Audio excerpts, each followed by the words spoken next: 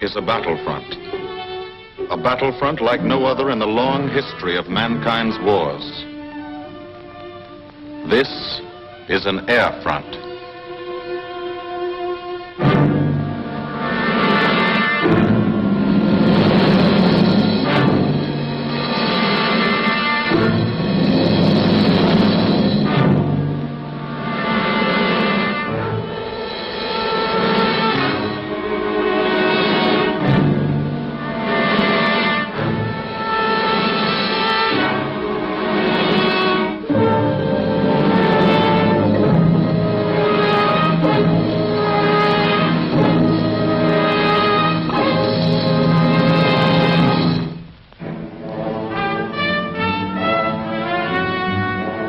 The working day begins, as it will end, with the ground crews, as much a part of the fortress as her wings.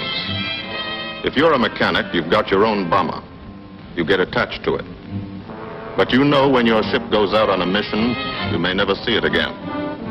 So you do your work as well as it can be done, perfectly. Because you wouldn't want anything to go wrong that would be your fault.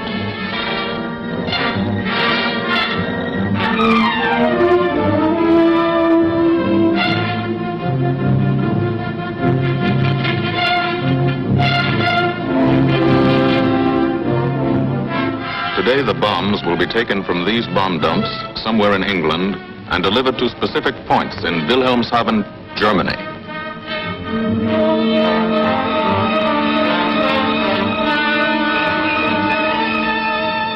To deliver them is the job of the 8th Bomber Command, just a hauling job, yet one of the most difficult and complicated of military operations.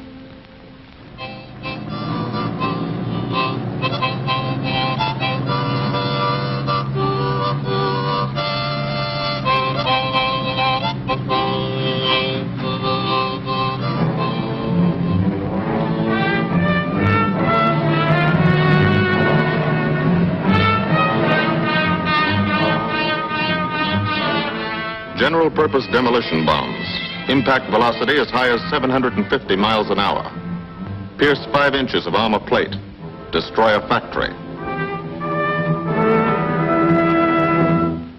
Briefing at 0800. Pilots, bombardiers, and navigators take their places. The group commander, Colonel Stanley Ray, steps up to the target map, and for the first time you learn where you're going. Sometimes your face turns white when you find out. Sometimes the feeling you won't come back tightens your insides. Not so long ago, you were sitting like this in a college or high school classroom, not listening too hard, perhaps even a little sleepy. But you listen here. And as you listen, you don't have time to think of yourself. Fear fades. You concentrate on the mission. Type of formation, assembly point, 0 hour, route to target, weather, enemy fighters, enemy flak, route back home. If forced down in enemy territory, destroy equipment. If taken prisoner, give no information. Name, rank, and serial number. That's all.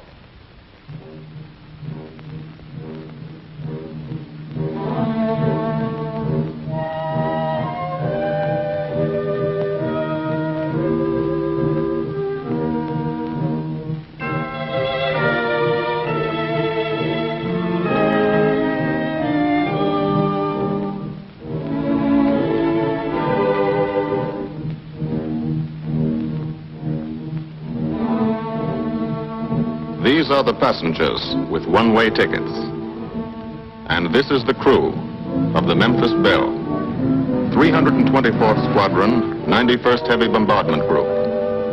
Just one plane and one crew in one squadron, in one group, of one wing, of one Air Force, out of 15 United States Army Air Forces. Well, fellas, we've never had an easy ride over there yet. And today won't be any different. No escort except unfriendly. So keep your eyes peeled.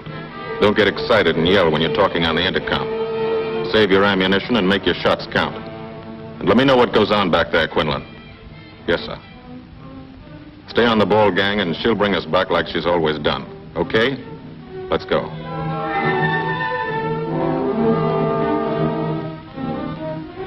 They have completed 24 missions. In this, the toughest theater of air war, the big league of sky fighting, their experience is priceless.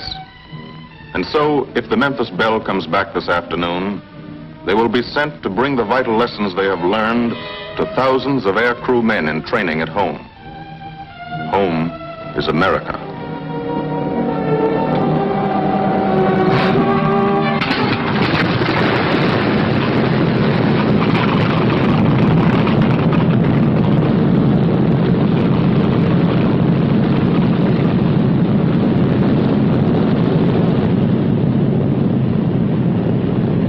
This is a battlefront, like no other in this or any war. No monster armies, no booming cannon. Only the roaring engine sound of the bombers pounding through the quiet English countryside.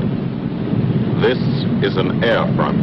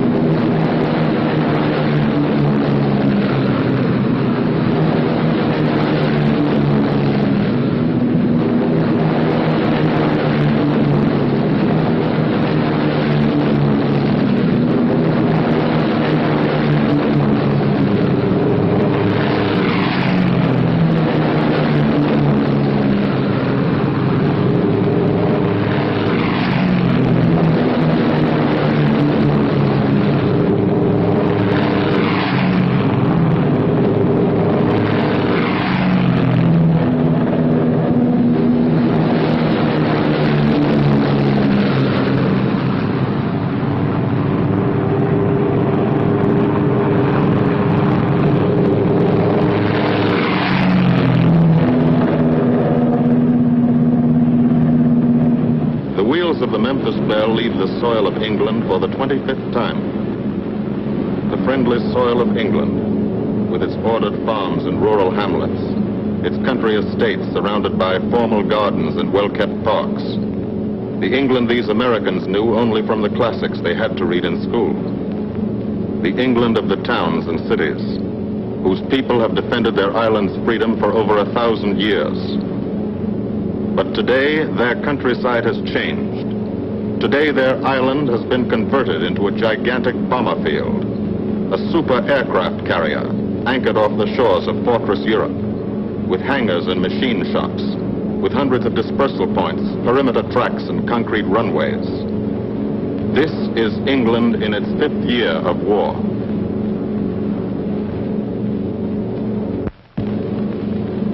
And this is the new battlefront, the air front, from which we seek out the enemy. Not his infantry or his artillery, not his panzer divisions, but the greater menace, the industrial heart of his nation, the foundation on which the Nazi Empire and its armies stand, the power behind the German lust for conquest. The steel mills and refineries, shipyards and submarine pens, factories and munitions plants, pinpoints on the map of Europe which mean rubber, guns, ball bearings, shells, engines, planes, tanks, targets. Targets to be destroyed. And these are the destroyers, each with a belly full of bombs, and 10 men like the crew of the Memphis Belle. Pilot Captain Robert Morgan, industrial engineer from Asheville, North Carolina. He's flown this ship across the Atlantic. The other pilot, Captain Jim Verinis, business administration student at the University of Connecticut. Radio operator and gunner, Sergeant Bob Hansen, construction worker from Spokane, Washington. Navigator, Captain Chuck Layton, chemistry student at Ohio Wesleyan. Engineer and top turret gunner, Sergeant Harold Locke, from Green Bay, Wisconsin. Used to be a stevedore. Besides keeping the Belle in order, he covers the sky above. Tail gunner, Sergeant John Quinlan of Yonkers, New York. Clerked for a carpet company, but he quit December 8th, 1941. Bull turret gunner, Sergeant Cecil Scott. Pressman for a rubber company in Rahway, New Jersey. Pilot to crew, 10,000, put on oxygen. They're climbing higher now, 300 feet a minute. The strain on the planes and on the men is mounting. The rest of the crew, Bombardier Captain Vincent Evans, operated a fleet of trucks in Fort Worth, Texas. Waist gunners, on the right, Sergeant Bill Winchell, chemist for a paint company in Chicago. And on the left, Sergeant Tony Nastal, used to repair washing machines in Detroit when he was a kid. Now he's 19 and has 2 Nazi fighters, confirmed.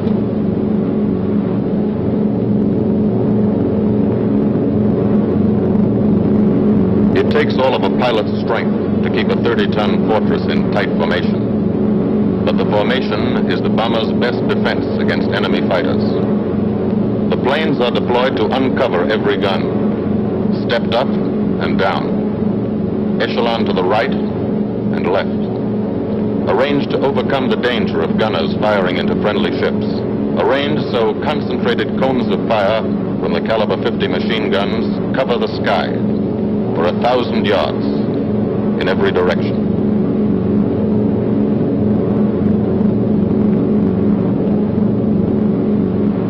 The friendly coast of England slips by below. It doesn't look like much now, but in a few hours when you come back, if you come back, this will be the most beautiful view in the world. Higher and higher, climbing to reach your best operational altitude, 25,000 feet, 5 miles straight up. So high you can't be seen from the ground with the naked eye. So high that after 1 minute without oxygen, you lose consciousness. After 20 minutes, you're dead.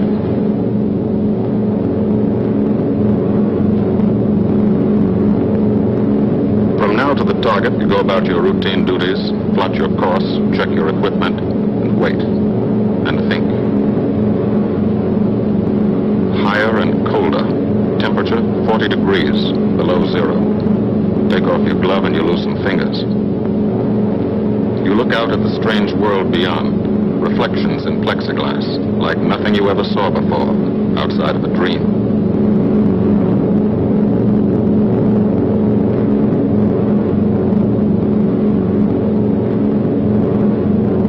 Higher and higher into the lifeless stratosphere, until the exhaust of the engines mixing with the cold, thin air condenses and streams the heavens with vapor trails.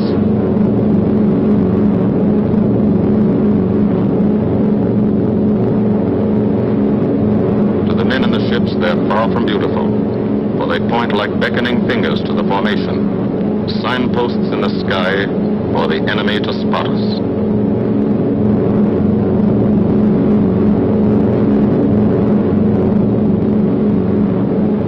For these bombers to accomplish their mission, a plan is needed. Carefully worked out, time to the minute. The job is to bomb Wilhelmshaven effectively and economically. The enemy is strong, skillful, determined to stop us. Here are his defenses. Airdromes, well dispersed. Each plane indicates a Stoffel or squadron of fighters. Heavy anti-aircraft, highly trained and accurate, all along the coast and defending his vital installations. Radar to warn him of our coming. Here is our plan to divide his defenses and weaken his opposition. At 13:30 hours, shortly after takeoff, 6 groups of planes will be heading toward the enemy coast from 6 directions. The Blue Force, 100 B-24 Liberator 4-engine bombers.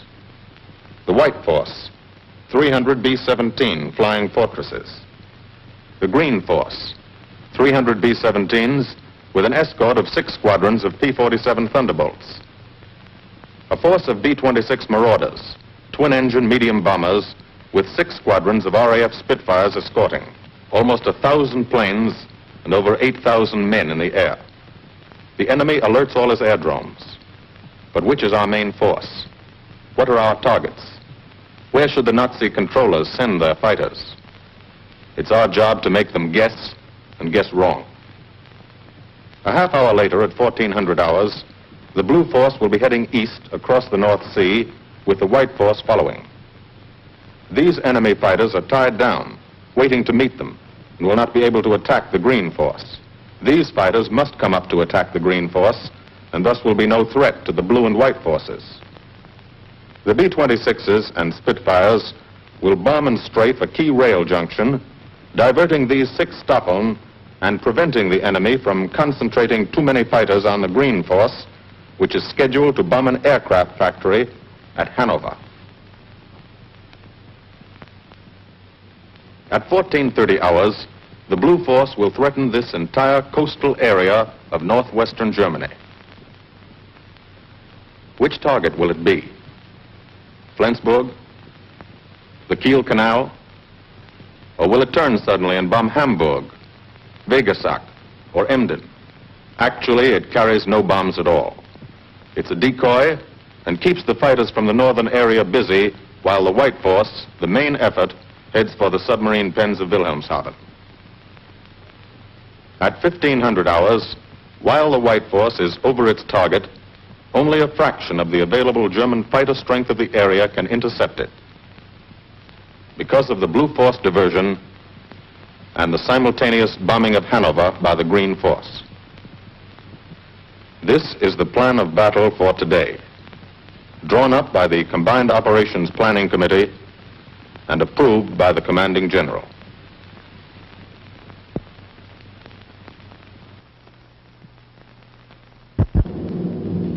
The White Force, lead group, low squadron.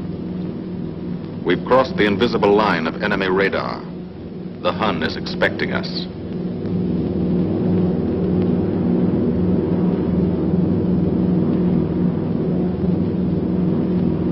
Steel helmets go on. Watchful eyes strain. Tight formations are held tighter still. Tense gunners more alert because here it comes. The enemy coast. From up here, it looks the same as any other. Houses, roads, green fields, factories, waterways. But they are the houses and fields of those who invade and oppress. They are the factories and roads of the people who twice in one generation have flooded the world with suffering. Suffering in such quantity as the history of the human race has never known. Brought torment and anguish into countless American homes. Gold stars and telegrams from the War Department.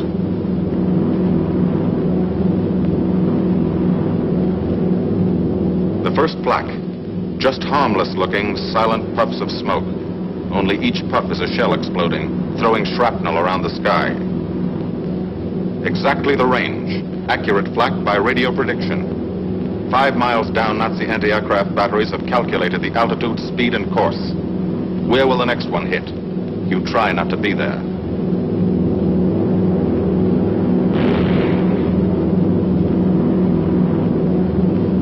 The docks and submarine pens of Wilhelmshaven. Approach to the target starts. No smoke screen can protect it.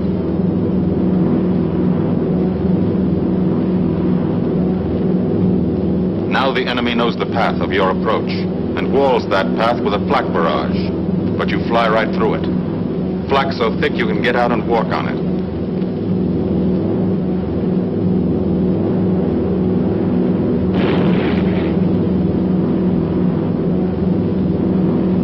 Morgan changes course every 15 seconds. Evasive action to confuse the flak batteries. Bomb sights set for correct altitude and speed. Bomb bay doors open. The bombing run begins. Pilot to bombardier. Okay, Vin, you've got it. Now Evans flies the Memphis Belle, controlling it through the bomb sight. And now we are most vulnerable. Committed to our bombing run, we can't dodge flak or fighters. Here's the first.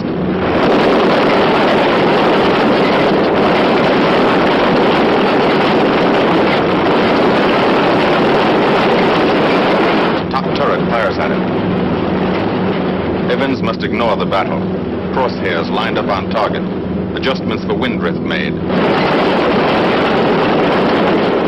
2 more fighters diving from 9 o'clock. Flak now has the range too. They've hit this fort, but he keeps on his bombing run.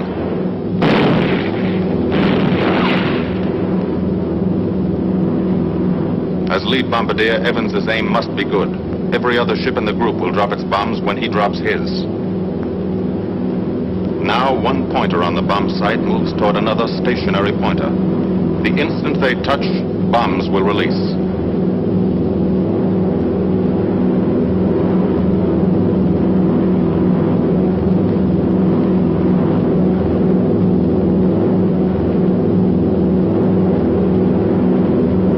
They touch. Bombs away.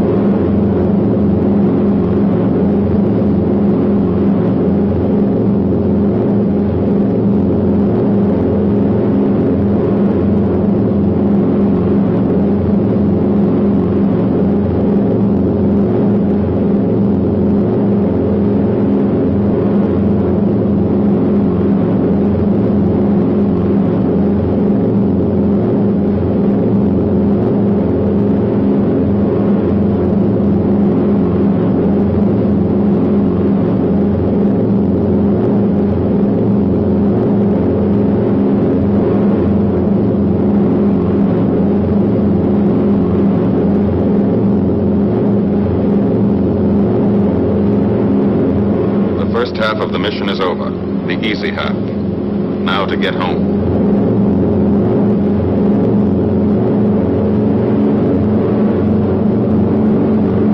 The flak stops. That means fighters out there somewhere. A staffer lurking behind that cloud, or hiding up in the sun where the glare blinds you and you can't see them, waiting to dive down on you. Fighters at 6 o'clock. This is what a gunner sees. A speck in the sky. That's a fighter. And then a blink. That means he's firing at you. 2,300 rounds a minute.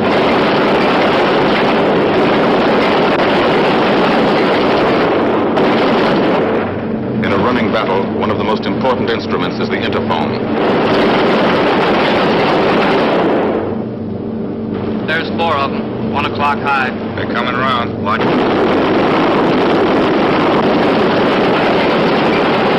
Two fighters, 6 o'clock up, coming in, diving out, Chief. B-17 in trouble out at 2 o'clock, watching.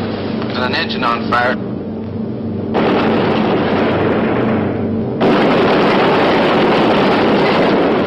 There's 2 more diving through the 94th. 3 planes, 9 o'clock, coming around. Keep your eye on them, boy.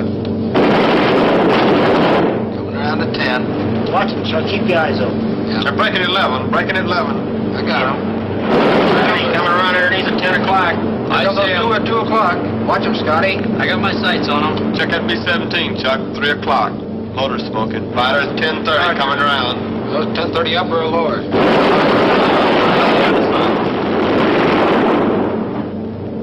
B-17 out of control at 3 o'clock.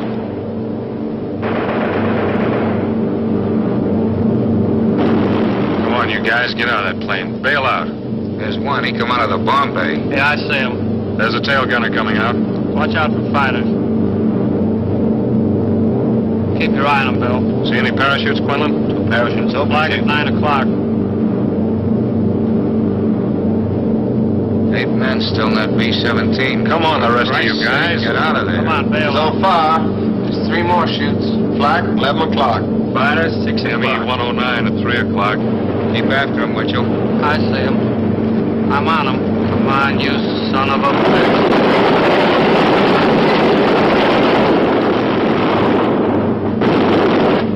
I got him. He got him, Chief. Look, he's bailing out. Damn it, don't yell on that intercom. Fighters, 10 o'clock. Watch those 2 and 12, Ben. They're coming in. They're coming in, Scotty. Get that ball turret on him. Save the ammunition as much as possible.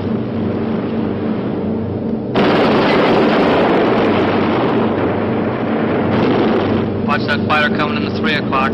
He's coming in a half roll. Pull her up, Chief. Pull her up. Hurry.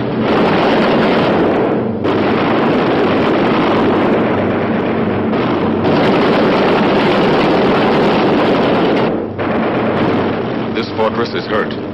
Engine on fire, losing airspeed and altitude. Drifting into the flak, alone and helpless. A straggler. In a minute, Nazi fighters will swarm in like buzzards for the kill. You can watch, but you can't go down to help. You keep your formation.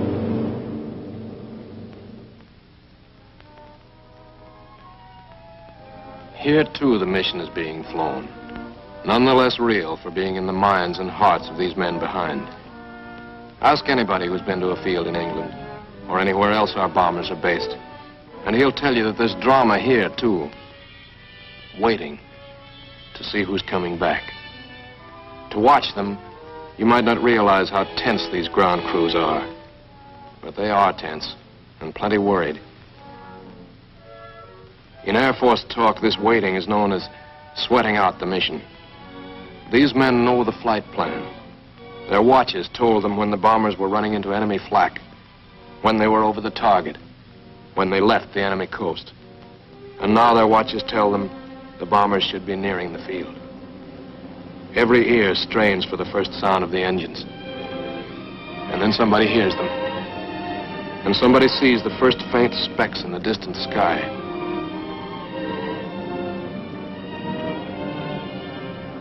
Every face turns to see and count. The watchers try to read the numbers on the ships. These planes have priority to land first. The colored flares mean wounded aboard. In the hospital window, these watching men know what that means. They know what it feels like to lie on a bouncing fortress floor for hundreds of miles through the frozen stratosphere in great pain, with the other men in your crew fighting to keep you alive until they hit the field. The field. Home. It'll be okay then, because there'll be medical care. The best, as soon as the wheels of your plane stop rolling.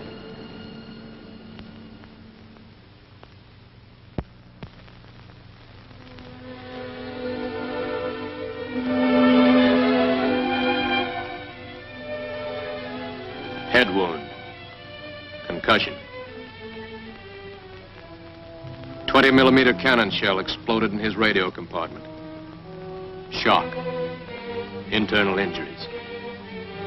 He'll be all right, though. Flak burst scattered flying shrapnel. He's full of steel splinters. This pilot's leg is not a pretty sight. Neither are the docks at Wilhelmshaven. These men will all get the Purple Heart. And this man, too, posthumously.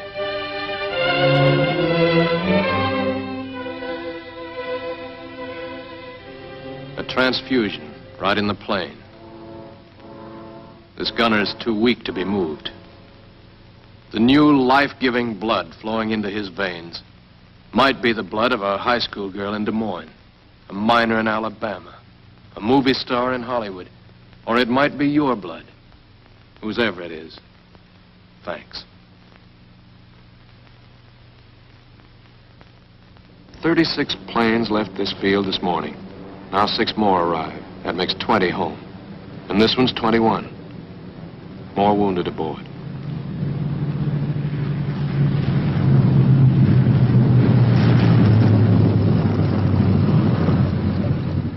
.22, coming in with his left inboard engine dead.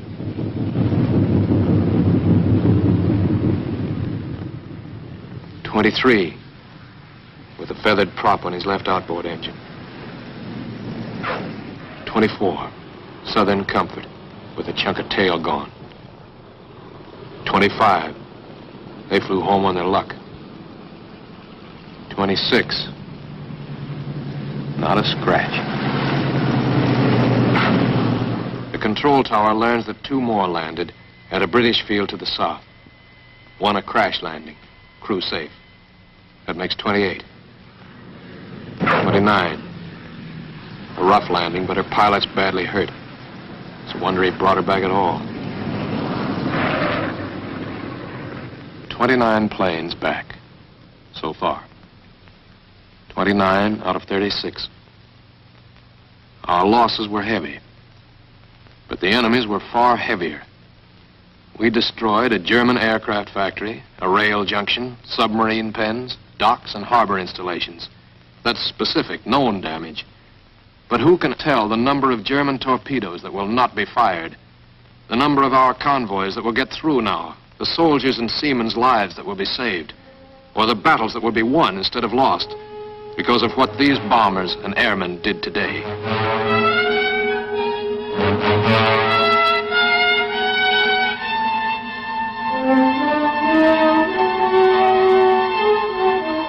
Pilot and tail gunner.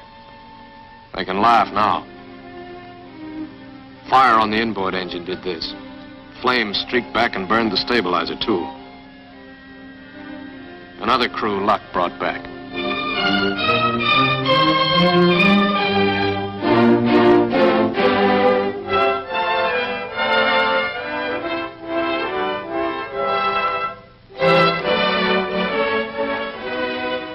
Here's old Belle. A pretty good airplane when it took off. Lost its nose, lost its navigator, bombardier wounded, top turret gunner and pilot hit. Hydraulic system shot out, no brakes, no flaps. But old Belle came back.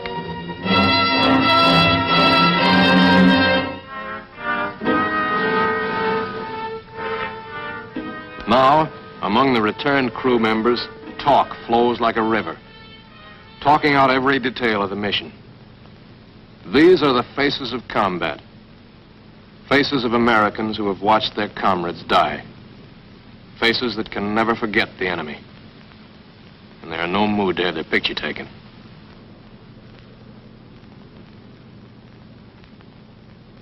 In the control tower, Colonel Ray, the group CO, is still watching and waiting. And then he spots the last flight. 3 more planes. And one of them is the ship everyone has been pulling for. The Memphis Belle. The last few miles of this trip have been a joyride. The strain is over. They can leave their guns now. Now they know they're going to go home. To Spokane, Green Bay, Asheville, Detroit, Chicago, Fort Worth, and Yonkers.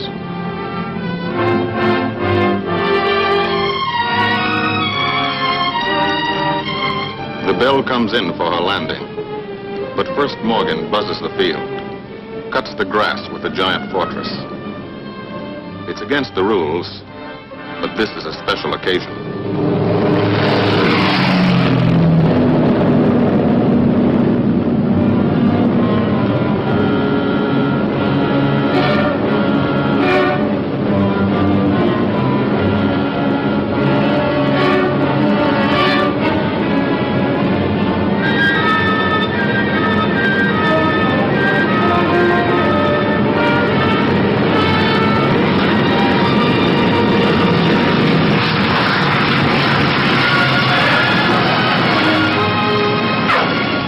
The Memphis Belle come back to the soil of England for the 25th time.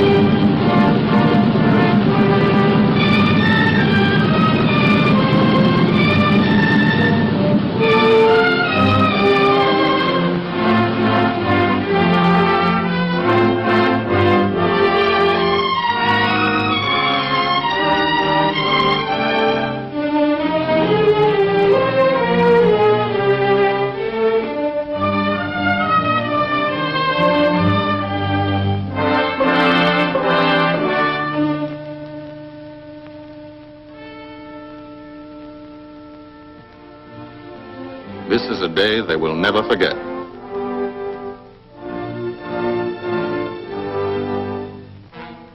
Another great day soon after, Brigadier General Hansel visited the field and presented the Distinguished Flying Cross to every member of the crew.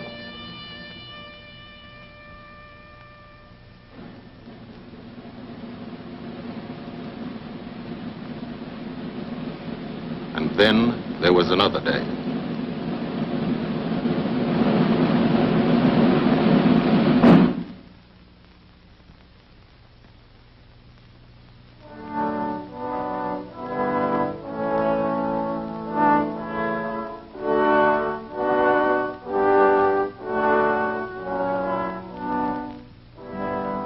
Their Majesties, the King and Queen of England.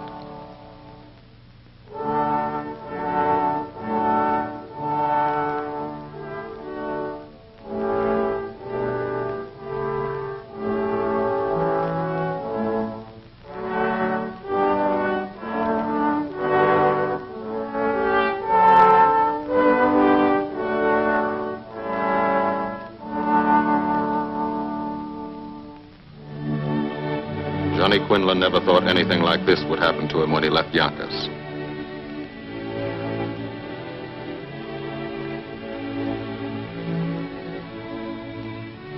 The ground crew were a little self-conscious about being dressed in fatigues, but the Queen thought they were very nice.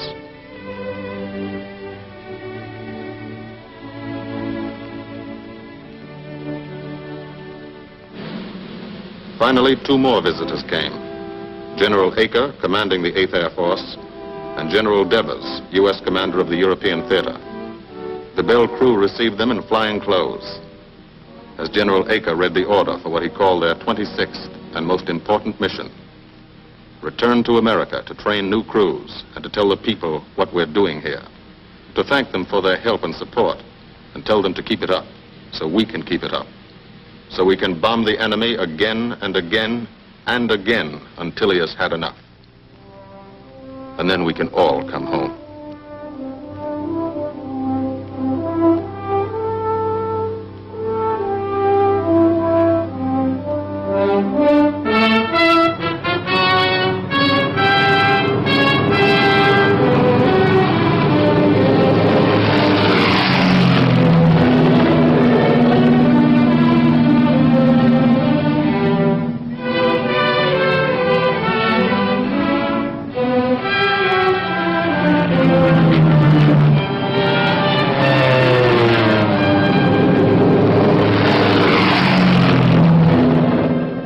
The 8th Air Force, who are now flying deep into Germany, bringing destruction to targets almost 1,000 miles from their bases. Destruction like this. And who have never once been turned back by the enemy. To those men, this film is gratefully dedicated.